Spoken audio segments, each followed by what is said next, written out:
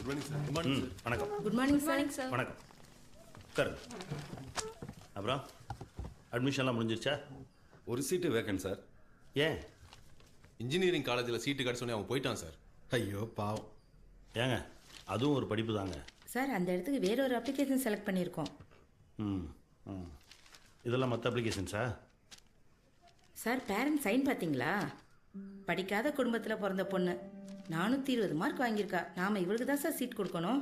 நீங்கள் எந்த காரணத்துக்காக சீட்டு கொடுக்கணும்னு நினைக்கிறீங்களோ அதே காரணத்துக்காக தான் நான் சீட்டு கொடுக்க வேணாம்னு நினைக்கிறேன். சார் 420 மார்க் வாங்கின பொண்ணு பெத்த அப்பாவுக்கே கழுத்து போட சொல்லி கொடுக்கல. இவ எப்படி படித்து டீச்சராகி 4 பசங்களுக்கு சொல்லி தருவா?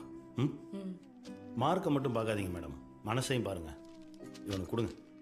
சார் 350 மார்க் தான் வாங்கியிருக்கான். ம் கீழே கையெழுத்து பார்த்தீங்களா? உங்கள் அப்பாவுக்கே அவன் தான் கையெழுத்து போட கற்றுக் கொடுத்துருப்பான். கலா டீச்சர் இவனுக்கு வாய்ப்பு கொடுங்க, நல்லா வருவான்.